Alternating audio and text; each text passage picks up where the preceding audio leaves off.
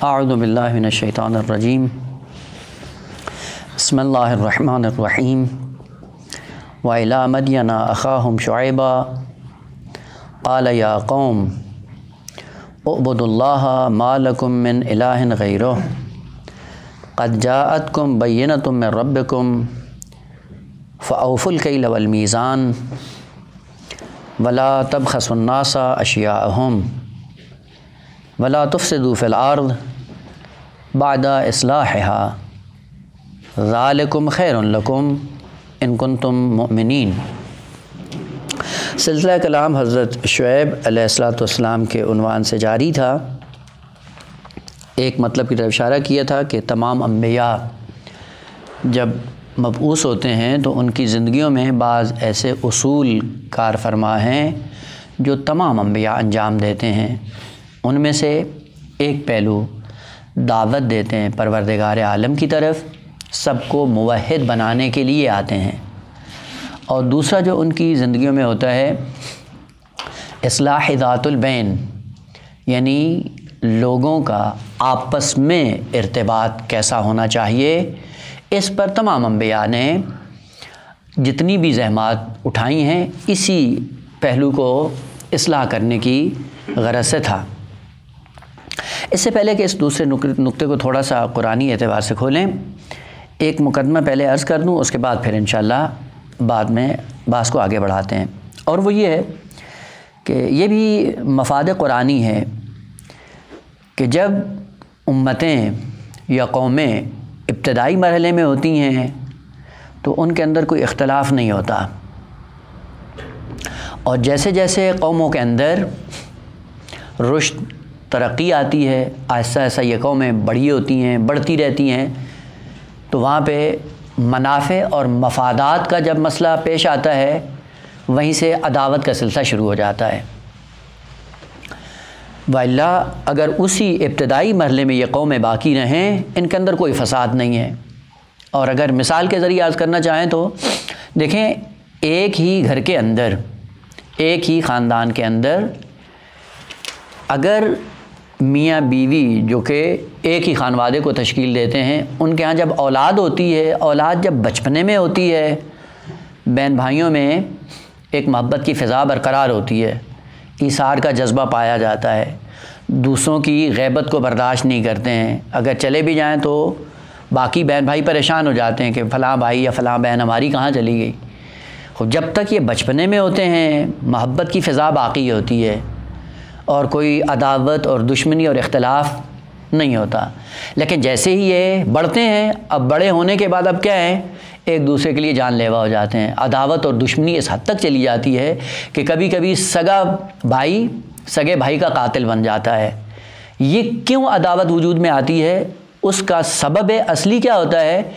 پیچھے منافع اور مفادات کی جنگ ہوتی ہے، اور اپنے منافع اور مفادات کے مقابلے میں حتیٰ بھائی کو بھی برداشت نہیں کیا جاتا۔ ایک ضرب المثل معروف ہے کہ الملک عقیم، حکومت اندھا ہوا کرتی ہے۔ اگر اقتدار کا نشہ کسی کے اندر آ جائے تو اقتدار کا نشہ انسان کو اتنا اندھا کر دیتا ہے کہ پھر یہ روابط، یہ رشتے، یہ صلہ رحمیاں، یہ ساری ختم ہو جاتی ہیں۔ دیکھیں، امین اور مامون سگے بھائی تھے، لیکن اقتدار کی جب وہ آئی ہے ہوس تو مامون نے امین کو اپنے راستے سے ہٹا دیا ہے۔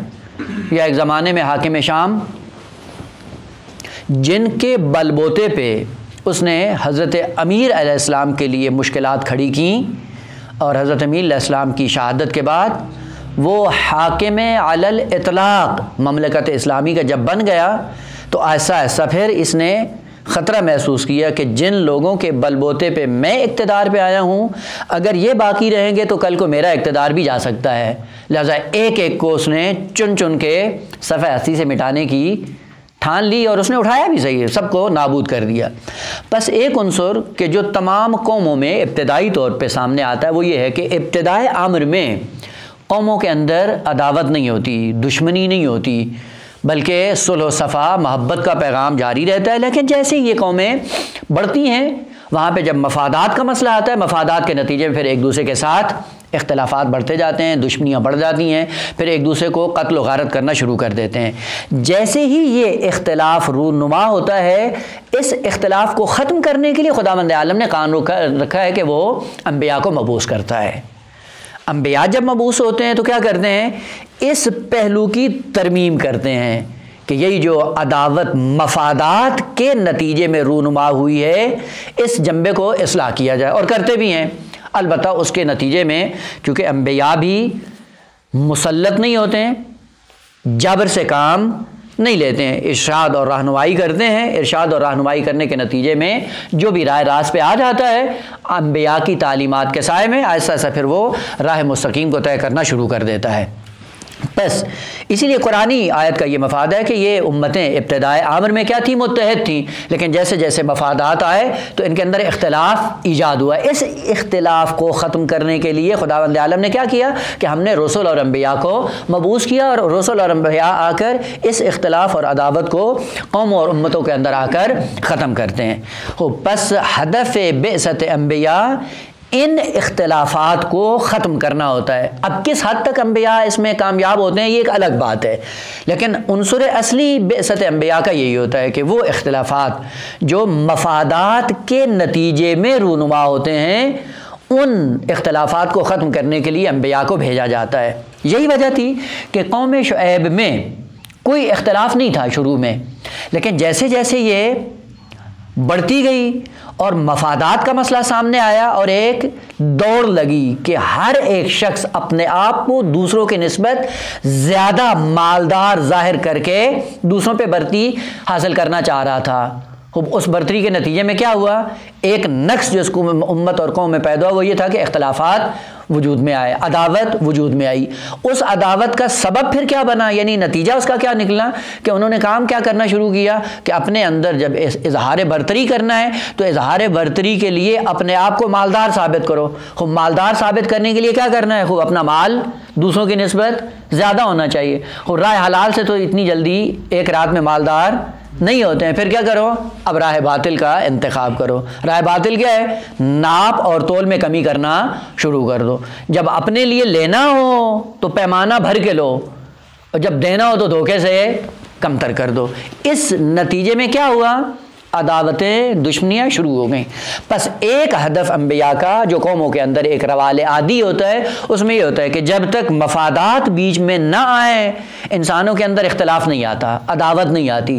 جیسے ہی مفادات کا مسئلہ آتا ہے وہیں سے عداوت اور دشمنی شروع ہو جاتی ہے، جس عداوت کو ختم کرنے کے لیے انبیاء کی بعثت کی جاتی ہے، اور انبیاء آ کر ان مفادات کے سائے میں آ کر ان کی اصلاح کرتے ہیں۔ یہ ایک مقدمہ دیگر جو خود انسان شناسی سے وابستہ ہے کہ واقعاً یہ ہے، بار بار اس چیز کی طرف اشارہ کیا جاتا ہے کہ من عرف نفسہ فقد عرف ربہ۔ اگر یہ معرفت نفس انسان کے اندر بتمام معنی مکمل ہو جائے، کئی ایک اختلافات دینی یا دنیاوی یا مفادات وہ بالکل ختم ہو جاتے ہیں۔ اور وہ یہ ہے کہ انسان نظام تکوین میں اصلاً ذرہ برابر عداوت نہیں ہے، دشمنی نہیں ہے، برتری طلبی نہیں ہے، حاکمیت کا جھانسا انسان کے اندر نہیں آتا جب نظام تکوین کے سائے میں انسان حرکت کرتا ہے۔ لیکن جیسے ہی نظام تکوین سے ہٹ کر نظام تشریع میں آتا ہے، پھر احساس حاکمیت پیدا ہو جاتا ہے، اور اس احساس حاکمیت کے سائے میں پھر انسان کے اندر یہی عداوت، یہی دشمنی، یہی قتل و غارت، یہی فساد اور یہ سارے مسائل وہاں سے پھر جنم لیتے ہیں۔ مثلا آپ نے نظام تکوین میں دیکھا ہے کہ نظام تکوین کے اندر کوئی موجود فرمان خداوند عالم کی مخالفت کر رہا ہو؟ پورے نظام تکوین کا ملاحظہ کر لیں، مثلا سورج، چاند، ستارے، شمس و قمر، زمین، آسمان، ملائک، جتنے بھی نظام تکوین کا حصہ ہیں، ذرہ برابر خداوند عالم کے فرمان کی مخالفت کرتے ہیں؟ کوئی مخالفت نہیں ہے۔ وجہ کیا ہے؟ وجہ یہ کہ پورا نظام تکوین طولی اعتبار سے اپنے آپ کو کمتر سمجھتا ہے اور اپنے سے بالاتر ایک حاکم کی حاکمیت کو تسلیم کرتا ہے نظام تکوین میں، اور جہاں پہ بھی یہ عنصر کار فرما ہوگا اختلاف کبھی نہیں ہوگا۔ یا دوسرے الفاظ میں ذرا آسان کروں کہ جہاں پہ بھی جس نظام میں دو ذوات کے درمیان یا دو افراد کے درمیان یا دو چیزوں کے درمیان رابطہ طولی ہوگا وہاں پہ اختلاف نہیں ہوگا۔ رابطہ طولی سے مراد یعنی ایک فرد اپنے کو کمتر سمجھے اور دوسرے کو اپنے سے بالاتر سمجھے۔ اگر یہ عنصر اس کے ذہن میں بیٹھ گیا کہ میں چھوٹا ہوں اور یہ طاقت مجھ سے بڑی ہے، اس کا مطلب کیا؟ یہ رابطہ طولی ہے۔ ایک عبد ہے اور ایک مولا ہے۔ خوب عبد اور مولا میں آپ کو کبھی اختلاف نظر نہیں آئے گا۔ کیوں نظر نہیں آ رہا؟ کیونکہ وہ عنصر اور وہ اصل یا وہ قانون ان کی زندگیوں میں کار فرما ہے کہ رابطہ طولی ہمارے ہاں برقرار ہے۔ اور نظام تکوین میں جو اختلاف نہیں ہے اس کی وجہ بھی یہی ہے کہ نظام تکوین میں جتنی کائنات ہیں وہ اس کے اندر پورے نظام میں اس ڈگر پہ چل رہی ہے کہ ہم ہیں عبد اور ہمارا ایک مولا۔ وہ عبد جب بن جاتا ہے اور مولا کو تسلیم کر لیتا ہے نظام تکوین میں کوئی مخالفت نظر نہیں آتی ہے۔ لہذا شمس و قمر کیا ہیں؟ اپنے مدار میں چل رہے ہیں۔ لیل و نہار اپنے مدار میں چل رہا ہے۔ نظام ملائک اپنے مدار میں چل رہا ہے اور نظام مادی تکوینی اپنے مدار میں چل رہی ہے۔ آپ کو ذرہ برابر اختلاف نظر نہیں آتا ہے۔ کیوں نظر نہیں آتا ہے؟ کیونکہ لسان حال اس نظام کی یہ ہے کہ ہم ہیں عبد اور ایک ہے ہمارا خالق جو ہے ہمارا مولا، اور وہ طولی اعتبار سے ہم سے بالاتر ہے اور ہم کمتر ہیں۔ نظام تشریع میں بھی جب یہ نظام انسانی زندگی میں کار فرما ہوتا ہے آپ کو دیکھیں ذرہ برابر اختلاف انسان کی زندگی میں نظر نہیں آتا۔ آپ دیکھ لیں نظام باطل ہو یا حق ہو فرق نہیں کرتا ہے، یہ قانون اپنی جگہ پہ کار فرما ہے۔ اب دیکھیں جتنے بھی اداروں میں نظام چل رہا ہے، آپ پوری دنیا کا سروے کر لیں، جتنے بھی ادارے چل رہے ہیں جہاں پہ ایک بڑا ہے اور ایک چھوٹا ہے اور یہ قانون ان کے ذہنوں میں آ گیا ہے کہ میں چھوٹا ہوں اور مجھ سے یہ بڑا ہے، اس کے بعد کوئی اختلاف ہوتا ہے؟ آپ دیکھ لیں کہیں بھی اختلاف نہیں ہوتا، چاہے حق ہو یا باطل۔ اب پاکستان میں چلے جائیں، فوج کا ایک نظام ہے، فوج میں کیا ہے؟ ایک عام رنگروٹ ہے، سپاہی ہے، ایک کرنل ہے، ایک جنرل ہے اور ایک پتہ نہیں کیا ہے۔ جیسے جیسے ان کے عہدے بڑے ہو جاتے ہیں اور ایک ماتحت ہوتا ہے ایک مافوق ہوتا ہے، اختلاف نظر آتا ہے آپ کو؟ پورا نظام اطاعت کے سائے آگے چل رہا ہوتا ہے۔ یہ اختلافات پھر کہاں سے آتے ہیں؟ جب یہ نظام طولی نظام تکوین میں ہو یا نظام تشریع میں ہو، جب یہ نظام طولی انسان کی زندگی میں کار فرما ہوگا کبھی اختلاف نظر نہیں آئے گا۔ لیکن جیسے ہی یہ نظام طولی عرضی میں تبدیل ہوتا ہے وہیں سے عداوتیں جنم لیتی ہیں۔ مثلاً پھر مثال کا سہارا لوں، دیکھیں آقا خداوند عالم نے اسی نظام طولی کو سمجھانے کے لیے انسان کو جب دنیا میں بھیجا، اور یہ واحد مخلوق ایسی ہے کہ جس کے اندر تکوینی طور پر نظام طولی کار فرما ہے، اور وہ کیا ہے؟ ایک ہماری حقیقت ہے بدن اور دوسری حقیقت کیا ہے؟ روح یا نفس۔ خود نفس کیا ہے؟ حاکم کس کے اوپر؟ بدن کے اوپر۔ پس بدن کیا ہے؟ عبد نسبت بے روح۔ روح جب مولا ہے، نفس جب مولا ہے اور بدن اس کے تابع رہ کر اس کا عبد بن کر زندگی بسر کرتا ہے۔ وہ جیسے عبد بنتا ہے، اس بدن نے کبھی اپنے نفس کی مخالفت کی ہے؟ مثلا جب روح ارادہ کرتی کہ میں دیکھنا چاہتا ہوں اور آنکھ کہے کہ نہیں میں تیری اطاعت نہیں کرتی، ہوتا ہے ایسے؟ جب آپ بولنا چاہتے ہیں زبان کہے کہ میں آپ کی نافرمانی کرتی ہوں، نہیں ہوتی ہے یہ چیز۔ کیوں؟ اس کا مطلب ہے کہ نظام تکوین میں انسان کی زندگی میں نظام طولی کار فرما ہے، اور جہاں پہ بھی نظام طولی کار فرما ہوگا وہاں پہ معصیت کا تصور ہی نہیں ہے۔ اسی لیے آپ کا بدن تسلیم محض ہوتا ہے۔ جب بھی نفس حکم دیتا ہے پورے اعضاء اور جوارح کیا کرتے ہیں؟ مطیع بن کر اس کے حکم کی فرما برداری کر رہے ہوتے ہیں۔ لیکن آپ کہیں کہ آنکھ اور ہاتھ، اب یہ کیا ہے آپس میں ان کا رابطہ کیا ہے؟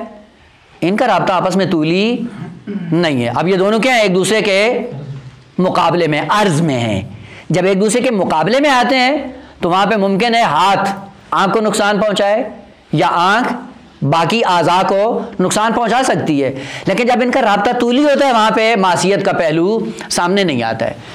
اگر یہی رابطہ انسان سمجھ جائے کہ ہمارے بدن اور نفس کا رابطہ جو خدا نے طولی قرار دیا ہے، نظام تشریع میں بھی ہمیں عبد بن کر اللہ کی بارگاہ میں جانا ہے، پھر معصیت کا تصور ہوگا؟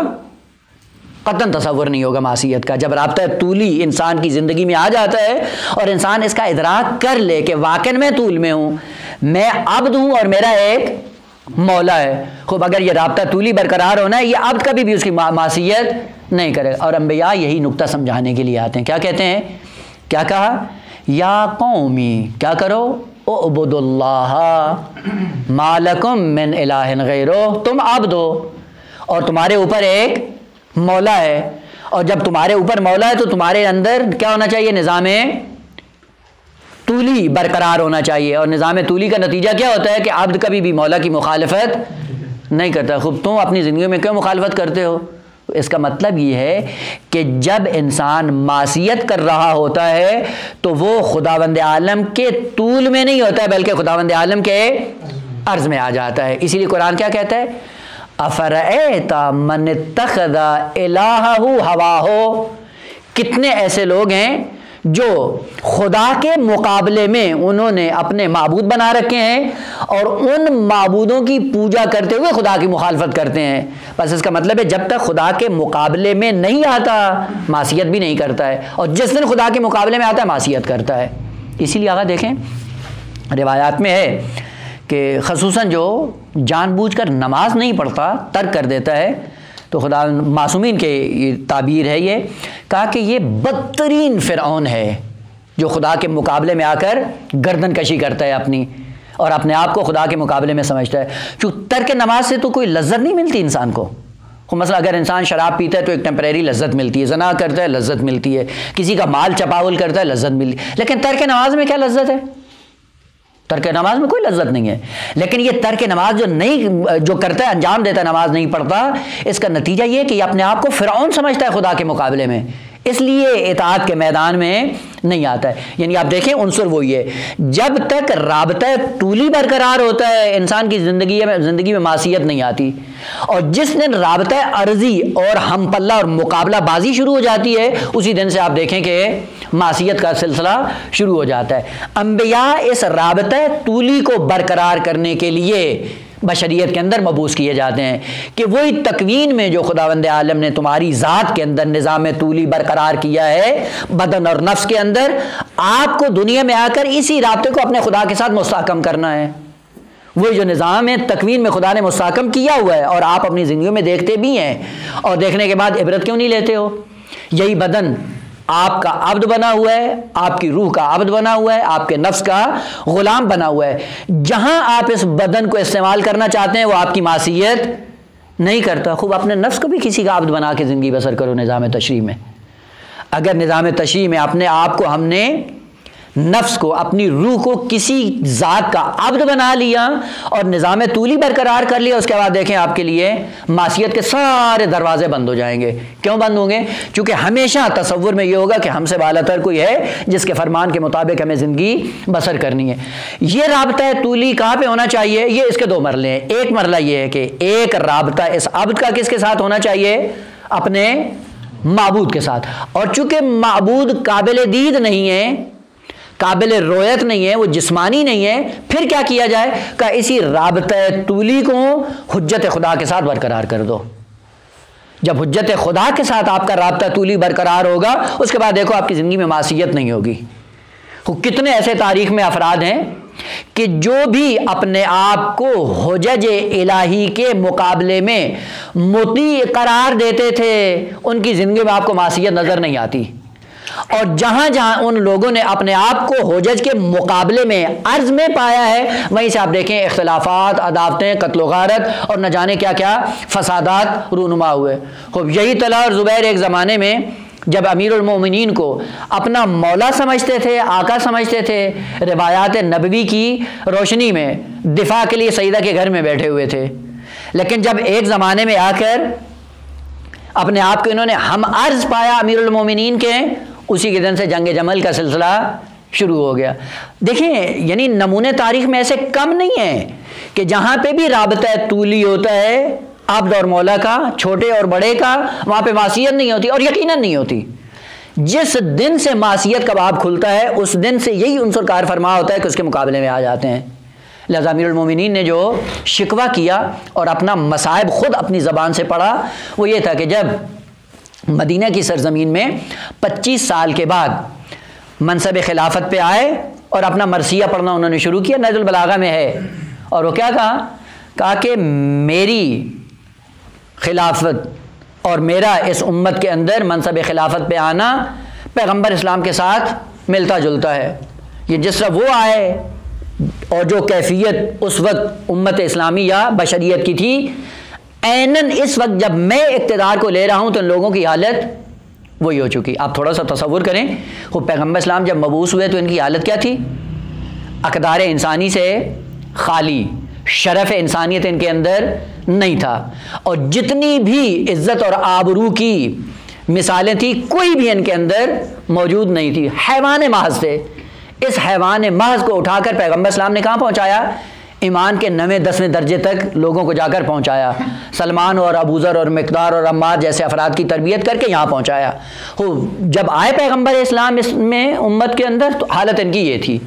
امیر المومنین شکوہ کرتے ہوئے فرماتے ہیں کہ جب میں اقتدار پہ آیا تو میری حالت کیا تھی کہ ایسے ہی تھی جس دن پیغمبر اسلام کو ان کے اندر مبعوث کیا گیا تھا. لیکن فرق یہ تھا، اور یہ میری مشکل تھی، وہ یہ تھا کہ جب پیغمبر خاتم اس کے اندر آئے تھے تو کوئی دعوے دار نہیں تھا کہ ہم صاحب فضل ہیں، ہم صاحب حیثیت ہیں، ہم صاحب علم ہیں، ہم صاحب فضیلت ہیں. نہ، اپنے آپ کو جاہل سمجھتے تھے اور اپنے سے بالاتر کسی عالم کا تصور ان کے اندر تھا، یعنی رابطہ طولی تھا. اپنے سے بڑا سمجھتے تھے پیغمبر کو. نتیجہ کیا ہوا؟ پیغمبر کی اطاعت کرتے تھے. لیکن میری مشکل یہ کہ جب میں اقتدار کو سنبھال رہا ہوں تو جتنے بھی یہ بیٹھے ہوئے ہیں اسلام کے ٹھیکیدار، یہ اب رابطہ طولی سے نکل کر رابطہ عرضی میں آ گئے ہیں. کیا کہتے ہیں؟ وہ علی بھی 2 اصطلاحیں جانتا ہے، ہم بھی جانتے ہیں.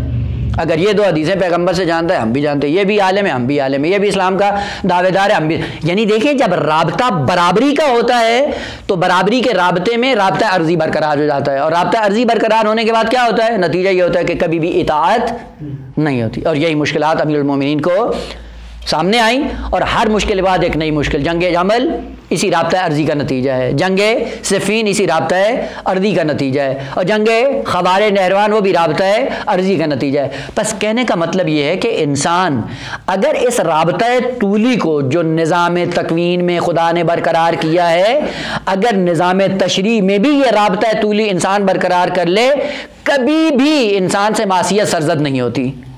اور چہ بسا کہ نظام طولی برقرار کرنے کے بعد آہستہ آہستہ خود انسان کے اندر عظمت بڑھتی جاتی ہے، اور عظمت اس حد تک بڑھ جاتی ہے کہ یہی انسان جو رابطہ طولی برقرار کرتا ہے حجج الہی کے ساتھ، آہستہ آہستہ مقام و منزلت میں یہ کہاں پہنچ جاتے ہیں؟ خود اسی حجت خدا کے ہم پلہ بن جاتے ہیں. یہ خدا کی دین ہے اور خدا کا یہ لطف ہے اس انسان کے ساتھ کہ تو نے جب رابطہ طولی برقرار کیا ہے میری حجت کے ساتھ، اب کمالات میں، فضیلت میں، ثواب میں، برتری میں تجھے بھی اٹھا کر حجت خدا کے برابر کر دوں گا.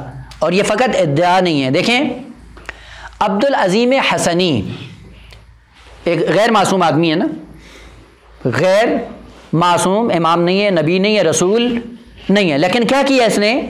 چونکہ کئی حجج الہی کی زندگیوں میں یہ موجود رہا اور کئی اماموں کی زندگیوں کو اس نے در کیا، اور ہر معصوم کی زندگی میں یہ اسی رابطہ طولی میں رہتے ہوئے ہمیشہ اپنے آپ کو اس نے معصومین کا مطیع کے طور پہ ظاہر کیا. اور اتفاق سے امام عسکری علیہ السلام کی حدیث ہے کہ انت ولینا حقاً، عبدالعظیم حسنی کے لیے امام عسکری کی یہ سند ہے. البتہ یہاں پہ ولی بے معنی ہے ناصر اور مددگار ہے، یعنی آپ ہمارے مکتب کے ناصر ہو.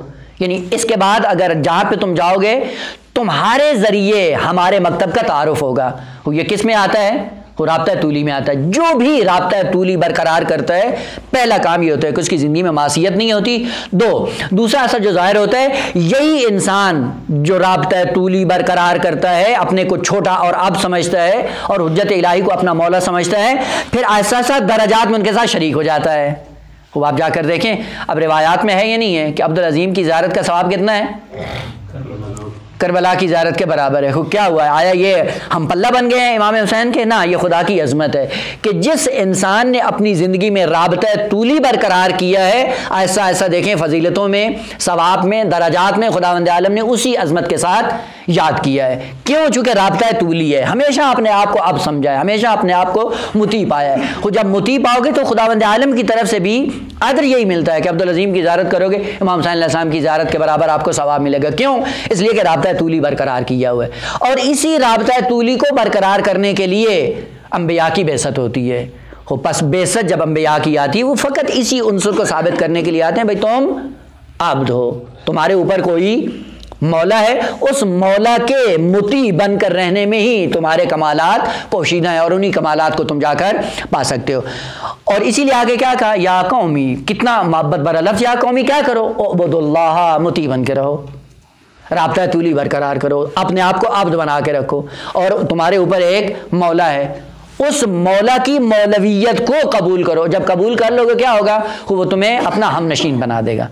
جب ہم نشین بن جاؤ گے اب پھر تمہاری کیا ہے؟ عظمت کیا ہے؟ وہ دوسری مخلوقات سے کہا جائے گا کہ ان کے تابع ہو کر رہو.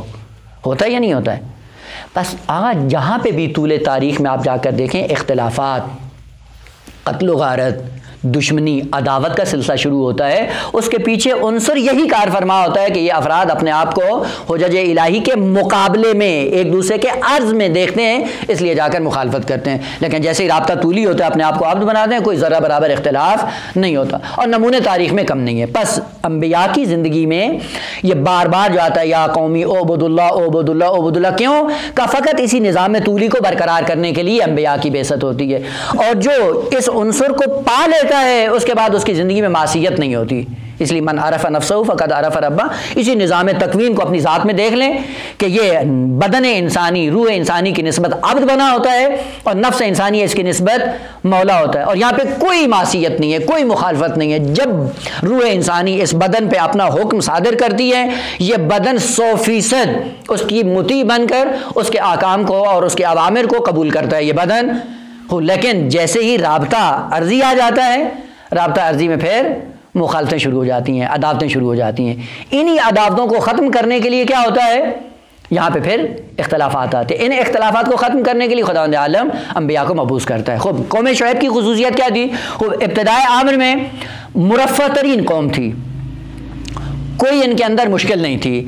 لیکن جیسے ہی یہ محبت کا عنصر ختم ہوا، صلہ رحمی کا سلسلہ ختم ہوا، اور شیطان کی طرف سے یہ احساس برتری ان کی زندگی میں رونما ہوا، ویسے ہی ایک دوسرے پر سبقت لینے کے لیے کہ تم چھوٹے ہو ہم بڑے ہیں، یہ تم چھوٹے اور ہم بڑے والی جب یہ خناسیت انسان کے ذہن میں آتی ہے، وہاں سے آپ پھر دیکھیں غارت گری، چپاول گری، استحصال، نظام فرعونی اور قوموں کو نابود کرنا، یہ سارا سلسلہ شروع ہو جاتا ہے. اب آپ دیکھ لیں، آپ پوری دنیا میں آپ جا کر دیکھ لیں، جہاں جہاں پہ بھی انسانوں کے اندر انسانی قتل و غارت ہوئی ہے، اس کے پیچھے عنصر کیا ہے؟ ہم بڑے ہیں تم چھوٹے ہو. جنگ جہانی اول ہو، دوم ہو، سوم ہو، آج سوریہ، بحرین، عراق، کہیں پہ بھی جا کر دیکھیں، وجہ کیا ہے؟ تم چھوٹے ہو ہم بڑے ہیں. خوب کیا کرو کہ ہم مولا ہیں تم عبد بنو. اس کا مطلب ہے کہ جہاں پہ بھی احساس برتری آتا ہے وہیں سے پھر قتل و غارت شروع ہو جاتی ہے.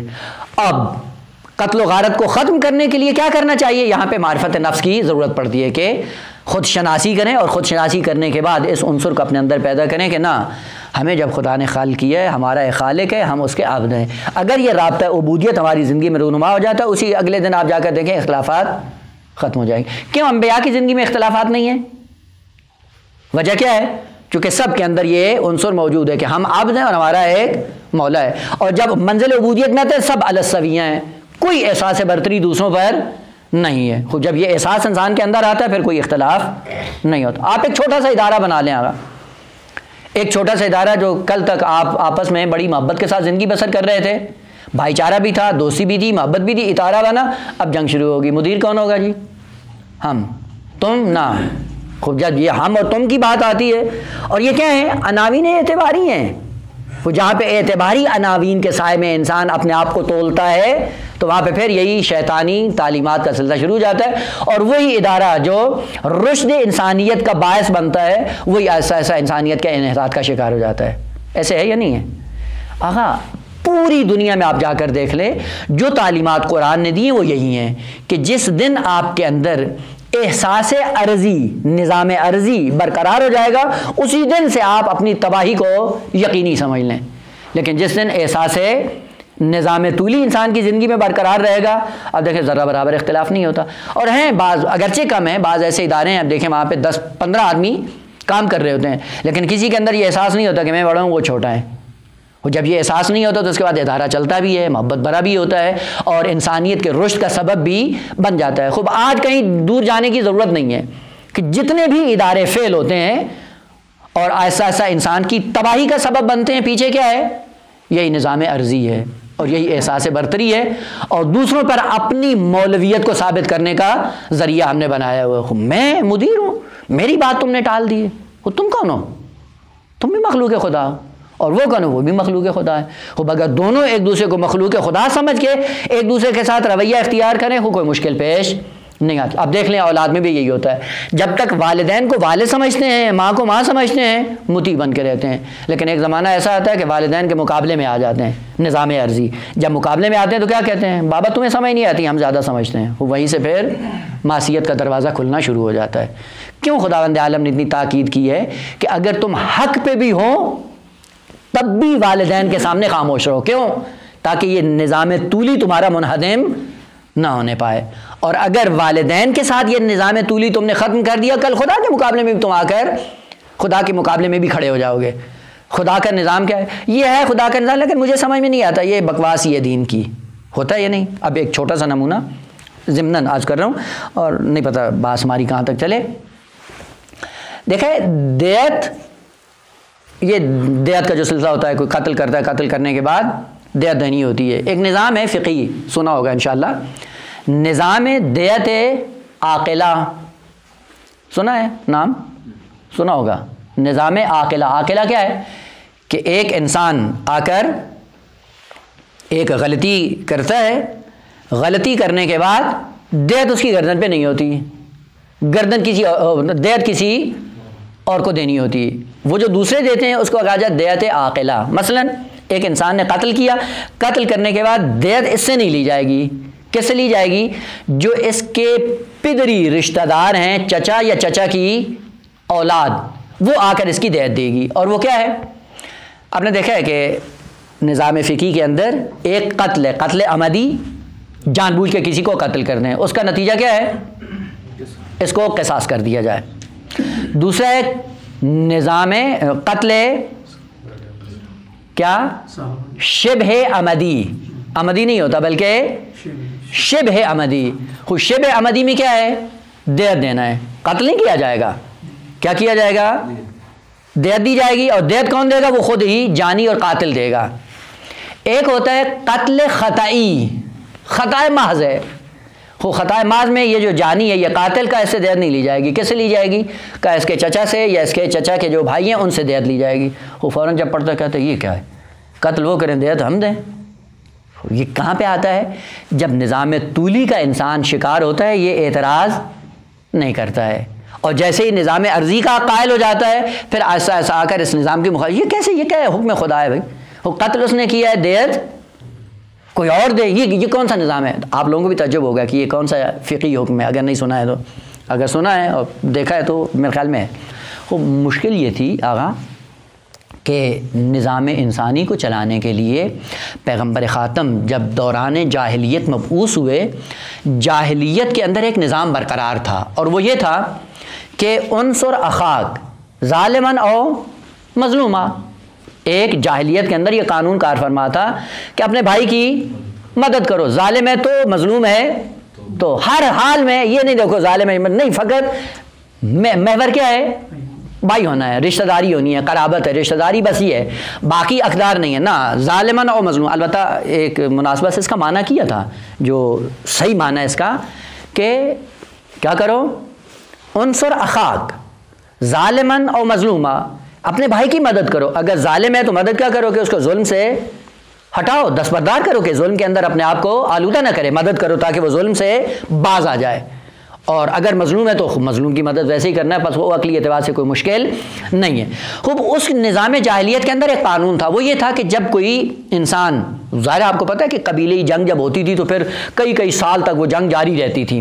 خوب اگر ایک قبیلے سے ایک آدمی جا کر کسی دوسرے قبیلے کا قتل کر دیتا تھا تو اس بھائی کو بچانے کی غرض سے کیا کرتے تھے، دیت وہ پورا قبیلہ دے دیتا تھا، پورا قبیلہ دیت دے کر اس اپنے قبیلے کے فرد کو بچا لیتے تھے۔ یہ نظام جاہلیت کے اندر موجود تھا، اسی لیے اس کو کہا جاتا ہے دیت عاقلہ۔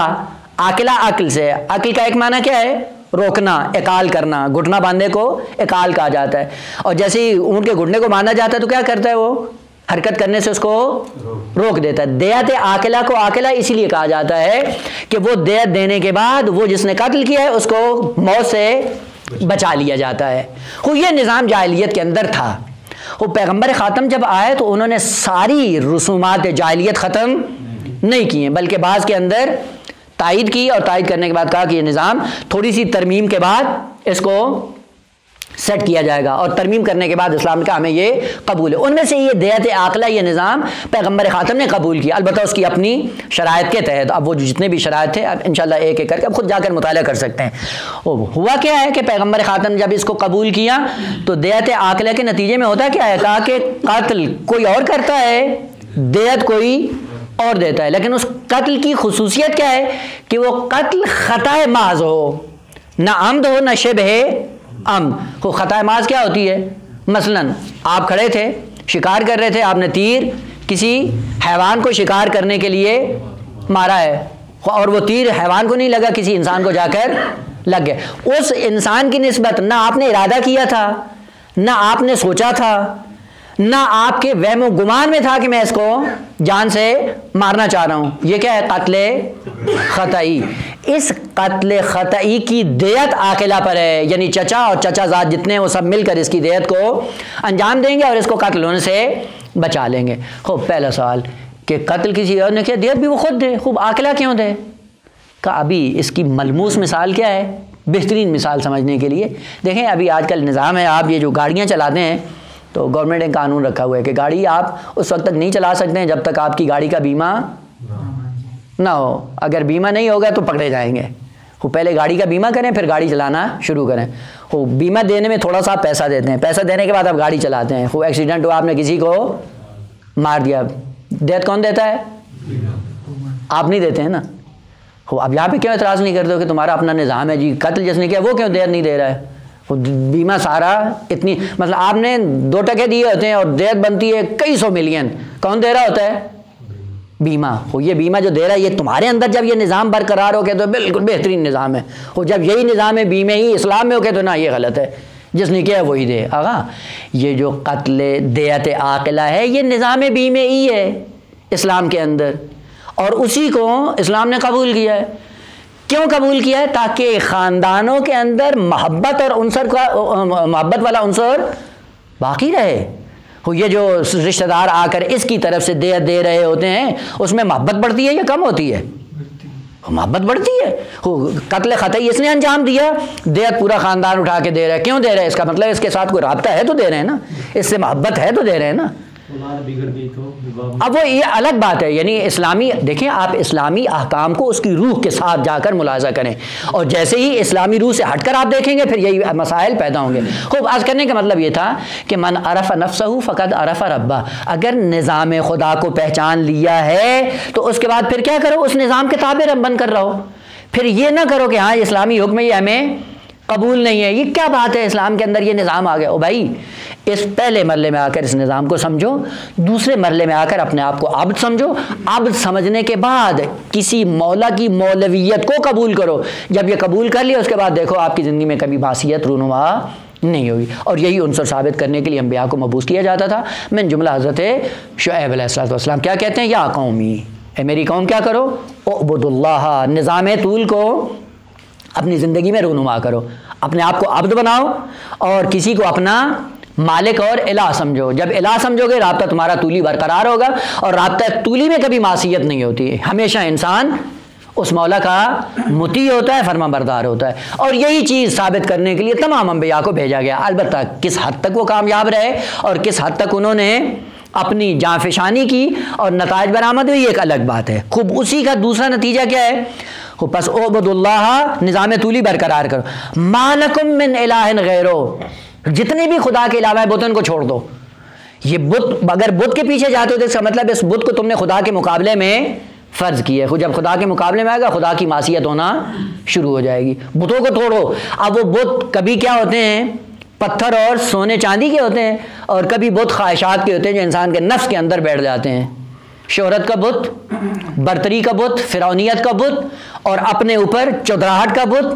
اور یہ جب جتنے بت بنتے ہیں اسی میں احساس برتری پیدا. ابھی اگر اس تناظر میں آپ جا کر اپنے معاشرے کو ملاحظہ کریں، ہمارے ہاں یہ بت کیا ہیں؟ طبقاتی طور پہ پاکستان کی سرزمین کے اندر نصب ہوئے ہوئے ہیں. ایک قومی بت ہے، جی ہم فلاں قوم سے ہیں تو ہم برتر ہیں، وہ فلاں قوم سے ہے تو وہ نیچے. وہ کیا کرے؟ ہم چارپائی کے اوپر بیٹھیں، وہ نیچے بیٹھے. کیا ہے یہ بات؟ کیا نظام؟ وہ نظام فرعونی ہے، نظام عرضی. اور نظام عرضی میں آ کر کیا ہوتی ہے؟ استکباریت جنم لیتی ہے، فرعونیت جنم لیتی ہے، عزت و احترام اور اقتدار ختم ہو جاتا ہے. نا تولی کرنے کی کوشش کرتے ہیں. اور تو یہی ہے یہ تولی کیا ہے؟ تولی کاذب بنانا یہ چاہتے ہیں. خود تمہیں کہاں پہ کرنا چاہیے تھا؟ جہاں پہ مخلوقات کا رابطہ ہے، تم ایک دوسرے کے عرض میں ہو. کسی ذات کی نسبت نظام تولی ہونا چاہیے، اور اس میں اپنے آپ کو عبد بناؤ اور کسی کو مولا سمجھتے ہوئے اس کی مولویت کا اقرار کرو. خوب اسی کی دوسری مشکل کیا ہوتی ہے کہ جب انسان نظام ارضی کے اندر آتا ہے اور پھر احساس برتری کا شکار ہوتا ہے، پھر اپنے اندر یہ نظام طولی برقرار کرنا شروع کر دیتا ہے کہ دوسروں کو نیچ دکھائے، اپنے آپ کو بڑا دکھائے. اس میں کیا تھی؟ وہ یہ تھا دوسرا، قد جاءتکم بینۃ من ربکم فاوفوا الکیل والمیزان. زندگی تمہاری کیسے ہونی چاہیے؟ کیا کرو؟ کیل اور میزان کے اندر کیا کرو؟ مساوات. یہ مساوات جب رہے گی، نظام بشری اپنے ڈگر پہ چلتا رہے گا، کوئی اختلاف نہیں ہوگا، کوئی عداوت نہیں ہوگی، کوئی دشمنی نہیں ہوگی. لیکن جیسے ہی یہ نظام مساوات سے گرے گا، اسی کے بعد دیکھیں اختلافات، دشمنی، قتل و غارت اور نظام انسانی کے اندر بگاڑ پیدا ہونا شروع ہو جائے گا. وہ کیا کرتے تھے؟ وہ ناپ اور تول میں کمی. یعنی جب لینا ہوتا تھا تو پائی پائی کا حساب کرتے تھے، یہ بھی لے لیں. لیکن جب دینا ہوتا تھا تو ہزاروں کے گھپلے ہوتے ہیں. ہے یا نہیں ہے؟ اور یہ نظام کہاں ہے؟ کہا یہ پوری دنیا کے اندر جس شعبے میں آپ چلے جائیں یہ نظام برقرار ہے. آپ دیکھ لیں آقا، اس وقت جو معاشرے کے اندر امنیت نہیں ہے، اس کا ایک سبب کیا ہے؟ کہ یہ کہ اوفوا الکیل والمیزان والا عنصر برقرار نہیں ہے. آپ چھوٹے سے طبقے سے شروع کریں اور بڑے طبقات تک آپ آ جائیں. ہر طبقے کی تھوڑی سی وہ کریں، حلاجی کریں، تھوڑا سا اس کے اندر تحقیق کریں. مثلا دیکھیں ایک مزدور پارٹی ہے، ایک مزدور کو آپ گھر میں لے آئیں کام کرنے کے لیے. جیسے ہی وہ گھر میں آتا ہے، جب یہ مزدور ہے تو اس کو پتہ ہے شام کو مجھے اتنا پیسہ ملنا ہے. اب وہ کیا ہے؟ ٹال مٹول کر کے سستی سے کام کرتا ہے، وہ ٹائم پاس کر رہا ہے. ٹائم پاس کرنے کے بعد جیسے ہوگا 4-5 بجیں گے بعد ازو میرا پیسہ تو میں جا رہا ہوں. پیسہ لینے کی بات آئے تو گریبان بھی پکڑ لیتا ہے، اور جب کام کی بات آئے ٹال مٹول سے کام کر رہا ہے، خیانت. تو یہ مزدور سے لے لیں. خوب آپ بڑے طبقات میں آ جائیں، کسی شعبے میں بھی آپ چلے جائیں، کوئی بھی آپ کو اس قانون الہی کے مطابق زندگی بسر کرتا ہوا نظر نہیں آئے گا. کم ترین ایسے کوئی اکا دکا آپ کو انسان ایسا نظر آئے گا، ولی اکثریت ایسی ہوگی جو اس نظام کی پابند نہیں ہے. علماء کو دیکھ لیں آگا، دوسروں کو ہو گئے، دعوت ملی، ہو آدھا گھنٹہ سما خراشی کی، جتنی اباطیل تھیں وہ ساری ان کے ذہنوں میں ڈال کر ممبر سے نیچے اتر گئے. اور پیسہ لینے کے جب باہر آ گیا تو کیا ہوا ہے؟ اتنا میرا بنتا ہے، اتنا ڈرائیور کا بنتا ہے، یہ کھانا ہے، یہ فلاں ہے، یہ ڈھماکہ ہے. خوب اتنے پیسے جو لے رہے ہو کس مد میں لے رہے ہو؟ یہ کون سا نظام اوفوا الکیل والمیزان ہے؟ 1 گھنٹہ فرض کریں کہ 100 آدمی آیا ہوا ہے، تو 100 آدمی نے ایک گھنٹہ آپ کے سامنے بیٹھ کر آپ کو دیا ہے. 100 گھنٹے کے آپ قیامت کے دن مسئول ہو. خود 100 گھنٹے کے مقابلے میں آپ نے دیا کیا ہے ان سے؟ ایک خیانت، بے دینی. اور بے دینی سے ظلم برتر یہ ہے، بالاتر ظلم یہ ہے کہ ایک بے دینی دے کے جا رہا ہے اور دوسرا پھر ان کی جیبیں بھی خالی کر کے جا رہا ہے. یعنی ان کی دین اور دنیا دونوں اسی اعتبار سے تباہ کر کے جا رہا ہے. خوب یہ اوفوا الکیل والمیزان ہے. یا فرض کریں کہ دیکھیں جو نظام فقط نظام الہی تھا، اور خصوصاً نظام الہی میں حوضے کا نظام ایک نظام الہی تھا کہ جو درس پڑھانے کے لیے آتا تھا اس کو ائمہ طاہرین کی روایات کے مطابق ملزم کیا گیا تھا کہ جب تم جا رہے ہو درس دینے کے لیے تو آپ کی نیت خالص ہونی چاہیے، اس لیے نہیں جا رہا ہوں کہ کل مجھے یہ ملا کہیں اور علامہ کہیں اور پتہ نہیں مجتہد اور فقیہ کہیں، اس لیے نہ، اگر یہ عنصر آ گیا کسی کھاتے کی نہیں ہے تمہاری یہ محنت، پھر کیا کرو کہ اس نظام کو خالصتاً خدا کے لیے برقرار کرو، ذرا برابر وہ نہ کرو۔ خوب جانے کے لیے جب احساس برتری بھی نہیں کرنا تو کیا کرو؟ خوب ظاہر سی بات ہے جو آپ کے درس میں آ کر بیٹھتے ہیں خوب آنکھیں ملتے ہوئے اگر تم درس میں چلے گئے اور اس کا حق ادا نہیں کیا، اوف الکیل والمیزان ہے وہ قطعاً نہیں ہے۔ بغیر مطالعے کے آنا، درس دینا، بغیر مطالعے کے آ کے مباحثہ کرنا یا دوسروں کا اسی طرح سے آ کر ٹائم ضائع کرنے، اوف الکیل والمیزان ہے۔ بس اوف الکیل والمیزان کا مطلب یہ نہیں ہے کہ آلو پیاز تولنے میں عدالت سے کام لو، لیکن جب دوسروں کی زندگیوں کا مسئلہ آ جائے یا دوسروں کے دین کا مسئلہ ہے تو وہاں پہ ہم لاپرواہ ہو جائیں۔ خوب اگر لاپرواہ ہو گئے تو نظام کیا ہے؟ قانون الہی ہے کہ اگر قوم شعیب اس عنصر کا شکار ہوتی ہے اور ذلت سے ہمکنار ہوتی ہے، وہ آج ہم، البتہ یہ الگ بات ہے کہ ذلت کے چہرے مختلف ہوتے ہیں، عذاب کی شکلیں بدلتی رہتی ہیں لیکن قانون خدا کبھی بدلتا نہیں ہے۔ لہٰذا دوسرا عنصر کیا کیا؟ کیا کرو؟ اوف الکیل والمیزان۔ کیل اور میزان کیا ہے؟ کہا یہ دو ترازو ہیں، دو ترازو ہیں جن سے اشیاء کو تولا جاتا ہے۔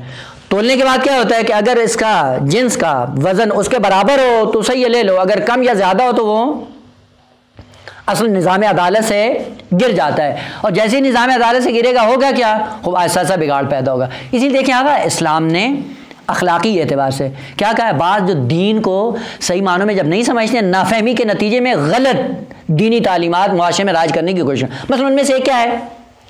خشک تقویٰ۔ خشک تقویٰ کیا ہوتا ہے؟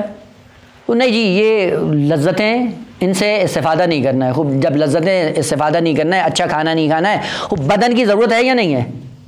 خوب بدن کی ضرورت ہے، خوب جب بدن کی ضرورت ہے اوف الکیل والمیزان، تو صحیح کھاؤ تاکہ کل کے اندر اس کے اندر انرجی ہونے کے بعد یہ کل خدا کی اطاعت کے اندر آپ کے یہ کام آ سکے۔ یہ تقویٰ نہیں ہے، یہ دین نہیں ہے، یہ اخلاقیات نہیں ہے کہ اپنے آپ کو دو لقموں پہ رکھ کے بدن کو سختی میں ڈالنا، غلط ہے آگا، یہ اصلا دینی حکم نہیں ہے، اور ادھر سے افراد بھی نہیں ہے، وہ جتنی ضرورت ہے اتنا کھاؤ۔ بعض ہے پرخوری کرتے ہیں، خوب پرخوری کس کا نتیجہ ہے؟ یہ بھی اوف الکیل والمیزان کے منافی ہے۔ کم خوری کس کا سبب بنتا ہے؟ ضعف کا، کمزوری کا، بدن کمزور کرنا یہ بدن کی حق تلفی ہے، اور پرخوری کیا ہے؟ اس سے بدن مریض ہو جاتا ہے۔ بدن کو مریض کرنا یہ بھی کیا ہے؟ اوف الکیل والمیزان کا مصداق نہیں۔ خوب اعتدال ہے، جتنی ضرورت ہے اتنا کھاؤ، ضرورت سے زیادہ ایک لقمہ بھی اٹھاؤ گے تو کیا ہوگا؟ بدن کی بیماری کا سبب بن جائے گا۔